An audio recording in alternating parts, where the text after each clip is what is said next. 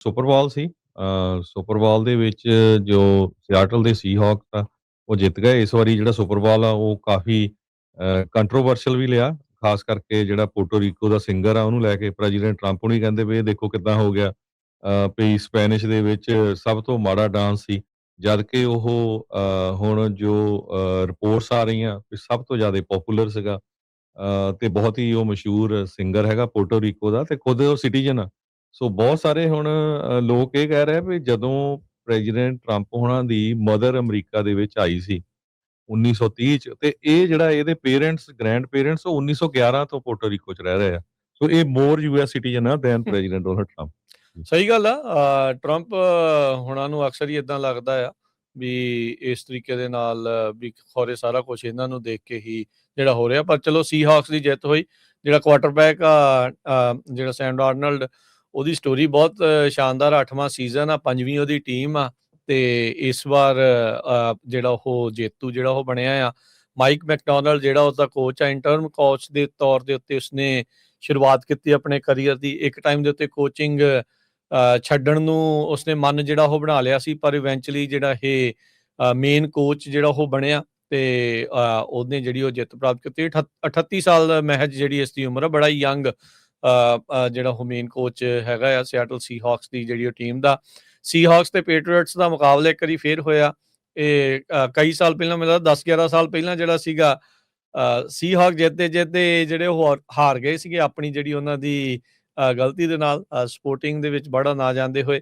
ਤੇ ਉਹ ਉਸ ਟਾਈਮ ਦੇ ਉੱਤੇ ਉਹ ਜਿਹੜੀ ਕਾਲ ਆ ਜਿਹੜੇ ਕੋਚ ਪੀਟ ਕੈਰਲ ਦੀ, ਉਹ ਅਜੇ ਤੱਕ ਸੀਹਾਕਸ ਦੇ ਚੁੰਡੀਆਂ ਵੱਢਦੀ ਰਹੀ ਆ। ਪਰ ਕੱਲ ਦੀ ਜਿਹੜੀ ਜਿੱਤ ਆ, ਉਹ ਸੀਹਾਕਸ ਨੂੰ ਜਿਹੜੀ ਉਹ ਜ਼ਰੂਰ ਖੁਸ਼ੀ ਜਿਹੜੀ ਉਹ ਦੇ ਕੇ ਗਈ ਹੈਗੀ ਆ। ਪੇਟਰੀਅਟਸ ਕੁਝ ਜ਼ਿਆਦਾ ਜਿਹੜਾ ਉਹ ਇਹਨਾਂ ਦਾ ਸਾਹਮਣਾ ਬਿਲਕੁਲ ਵੀ ਨਹੀਂ ਕਰ ਸਕੇ। ਬਹੁਤ ਹੀ ਯੰਗ ਜਿਹੜੀ ਉਹਨਾਂ ਦੀ ਵੀ ਟੀਮ ਆ। ਜਿਹੜਾ ਨਵਾਂ ਉਹਨਾਂ ਦਾ ਕੁਆਟਰਬੈਕ ਮੇ ਆ, ਉਹਨੇ ਆਪਣੇ ਵੱਲੋਂ ਕੋਸ਼ਿਸ਼ਾਂ ਕੀਤੀਆਂ, ਪਰ ਸੀਹਾਕ ਦਾ ਜਿਹੜਾ ਡਿਫੈਂਸ, ਜਿਹਨੂੰ ਡਾਰਕ ਸਾਈਡ ਇਸ ਸਾਲ ਦੇ ਵਿੱਚ ਸਪੈਸ਼ਲ ਨਾਮ ਜਿਹੜਾ ਦਿੱਤਾ ਗਿਆ ਸੀ, ਉਹਨੇ ਬੜਾ ਜਿਹੜਾ ਸਕੋਰਸ ਆ ਉਹ ਕਰ ਨਹੀਂ ਦਿੱਤੇ। ਜਾ ਕੇ ਪਹਿਲਾ ਟੱਚਡਾਊਨ ਵੀ ਉਦੋਂ ਦੋਨਾਂ ਟੀਮਾਂ ਦੇ ਵੱਲੋਂ ਤੀਜੇ ਕੁਆਟਰ 'ਚ ਜਾ ਕੇ ਜਿਹੜਾ ਉਹ ਹੋਇਆ ਸੀਗਾ। ਸੋ ਮੁਕਾਬਲਾ ਜਿਹੜਾ ਹੋਇਆ, ਉੱਦਾਂ ਕਾਈਂਡ ਆਫ ਜਿਹੜੇ ਸਪੋਰਟਿੰਗ ਫੈਨਸ ਜਿਹੜੇ ਆ ਉਹਨਾਂ ਨੂੰ ਇਸ ਗੱਲੋਂ ਲੱਗਾ ਹੋਊਗਾ ਵੀ ਗੇਮ ਦੇਖਣ ਦਾ ਇੰਨਾ ਮਜ਼ਾ ਜਿਹੜਾ ਉਹ ਸ਼ਾਇਦ ਨਾ ਜਿਹੜਾ ਉਹ ਆਇਆ ਹੋਵੇ, ਕਿਉਂਕਿ ਇੰਨੀ ਕਾਂਟੇ ਦੀ ਟੱਕਰ ਜਿਹੜੀ ਉਹ ਨਹੀਂ ਹੋਈ। ਇੱਕ ਤਰਫਾ ਜਿਹੜਾ ਮੈਚ ਹੋਇਆ, ਪਰ ਸੀਹਾਕਸ ਡਿਜ਼ਰਵ ਕਰਦੇ ਸੀਗੇ। ਕਹਿੰਦੇ ਵੀ ਇਸ ਵਾਰ ਜਿੱਤਣ ਨੂੰ ਜਿਹੜੇ ਕ੍ਰਿਟਿਕਸ ਆ ਜਾਂ ਕਹਿ ਲਓ ਵੀ ਐਨਾਲਿਸਟ ਆ, ਉਹ ਇਸ ਤਰੀਕੇ ਨਾਲ ਕਹਿੰਦੇ ਆ। ਪਰ ਇੱਕ ਚੀਜ਼ ਦੇਖੀ ਗਈ, ਕਿਉਂਕਿ ਸੈਂਟਾ ਕਲਾਰਾ ਦੇ ਵਿੱਚ 49ers ਤੇ ਸੀਹਾਕਸ ਆਪਸ ਦੇ ਵਿੱਚ ਇਹਨਾਂ ਦਾ ਬਹੁਤ ਇੱਟ ਖੜੱਕਾ ਆ। ਇੱਥੋਂ ਦੇ ਜਿਹੜੇ ਫੈਨਸ ਆ ਉਹ ਬਹੁਤਾ ਲਾਈਕ ਨਹੀਂ ਕਰਦੇ ਸੀਹਾਕਸ ਨੂੰ, ਤੇ ਜਦੋਂ ਉਹਨਾਂ ਨੂੰ ਟਰੋਫੀ ਦੇ ਰਹੇ ਸੀ ਜਾਂ ਜਦੋਂ ਬੋਲਦੇ ਸੀਗੇ, ਤੇ ਕਈ ਵਾਰੀ ਬੂ ਵੀ ਜਿਹੜਾ ਆ ਉਹਨਾਂ ਨੂੰ ਕੀਤਾ ਗਿਆ, ਤੇ ਬੜੀ ਹੈਰਾਨੀ ਵੀ ਹੋਈ ਵੀ ਸਪੋਰਟ ਨੂੰ ਪਿਆਰ ਘੱਟ ਆ ਤੇ ਟੀਮਾਂ ਦੇ ਨਾਲ ਜਿਹੜਾ ਉਹ ਪ੍ਰੇਮ ਥੋੜਾ ਜਿਹੜਾ ਜ਼ਿਆਦਾ ਆ, ਉਹ ਦੇਖਣ ਨੂੰ ਜਿਹੜਾ ਮਿਲਿਆ। ਜਿਹੜੀ ਰਹੀ ਗੱਲ Harjot Singh ji half time show ਦੀ, ਜਿਹੜਾ ਪੋਰਟੋ ਰੀਕਨ, ਕਿਉਂਕਿ ਇਹ ਜਿਹੜਾ ਹਰਜੋਤ ਸਿੰਘ ਜੀ ਅਮਰੀਕਾ ਦੀ ਟੈਰੀਟੋਰੀ ਆ, ਸੋ ਯੂਐਸ ਸਿਟੀਜ਼ਨ ਹੀ ਆਪਾਂ ਕਵਾਂਗੇ ਵੀ। ਜਿਹੜਾ ਬੈਡ ਬਨੀ ਜਿਹੜਾ ਆਰਟਿਸਟ ਦਾ ਨਾਮ ਆ, ਸੈਨ ਬਨੀਟੋ ਸ਼ਾਇਦ ਉਸਦਾ ਮੇਨ ਉਹਦਾ ਨਾਮ ਹੈਗਾ ਆ। ਤੇ ਉਹਨੇ ਜਿਹੜਾ ਰਾਮੋਸ, ਜਿਹੜਾ ਹਰਜੋਤ ਸਿੰਘ ਜੀ 5 ਸਾਲ ਦਾ ਮੁੰਡਾ, ਜਿਹਨੂੰ ਟਰੰਪ ਪ੍ਰਸ਼ਾਸਨ ਨੇ ਕਈ ਤਾਂ ਉਹਨੂੰ ਕਿਡਨੈਪਿੰਗ ਤੱਕ ਵੀ ਕਹਿ ਦਿੰਦੇ ਆ, ਵੀ ਉਸ ਨੂੰ ਡਿਟੇਨ ਕਰਕੇ ਟੈਕਸਸ 'ਚ ਲੈ ਗਏ ਸੀ। ਉਹ ਸਪੈਸ਼ਲ ਉਹਨੇ ਸੱਦਿਆ ਹੋਇਆ ਸੀ, ਤੇ ਉਸ ਨੂੰ ਆਪਣਾ ਗ੍ਰੈਮੀ ਅਵਾਰਡ ਜਿਹੜਾ ਆ ਉਸ ਦੇ ਵਿੱਚ ਦਿੱਤਾ।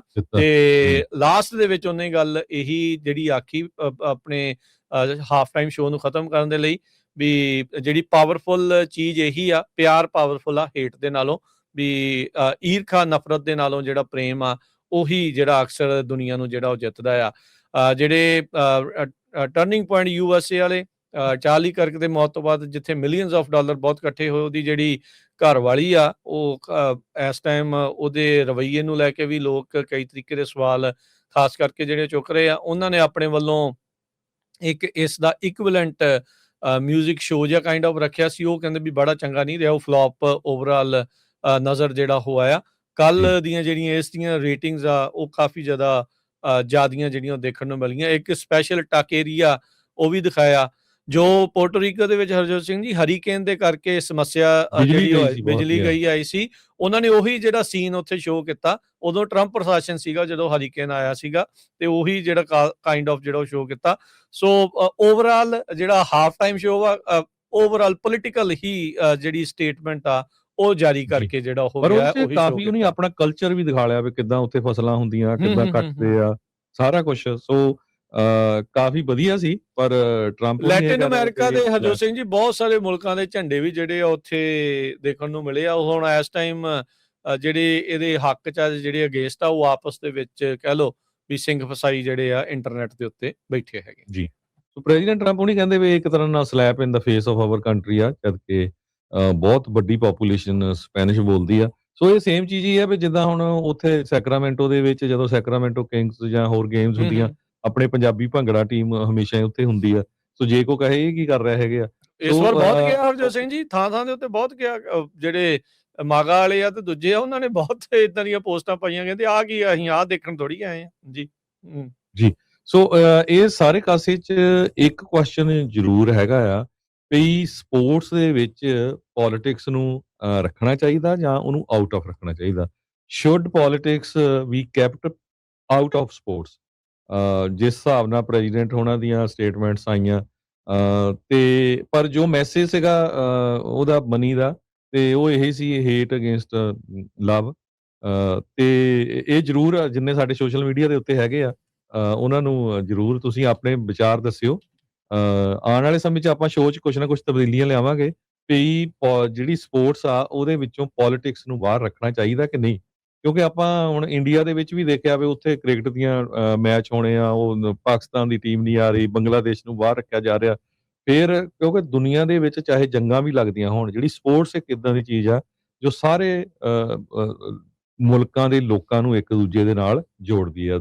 ਸਪੋਰਟਸ ਤੇ ਮਿਊਜ਼ਿਕ 2 ਚੀਜ਼ਾਂ ਜਿਹੜੀਆਂ ਹੈਗੀਆਂ ਉਹ ਹਮੇਸ਼ਾ ਹੀ ਚਾਹੇ ਜਿੰਨੀ ਮਰਜ਼ੀ ਕਦੇ ਲੜਾਈ ਲੱਗਦੀ ਰਹੇ, ਅਲਟੀਮੇਟਲੀ ਇਹ 2 ਚੀਜ਼ਾਂ ਦੇ ਉੱਤੇ ਸਮਝੌਤਾ ਹੋ ਜਾਂਦਾ ਹੈਗਾ। ਜੀ, ਬਿਲਕੁਲ। ਸੋ ਜਿੱਦਾਂ ਤੁਸੀਂ ਕਿਹਾ ਵੀ ਪੋਲਿਟਿਕਸ ਹੁਣ ਵੱਡਾ ਹਿੱਸਾ ਬਣ ਚੁੱਕੀ ਆ।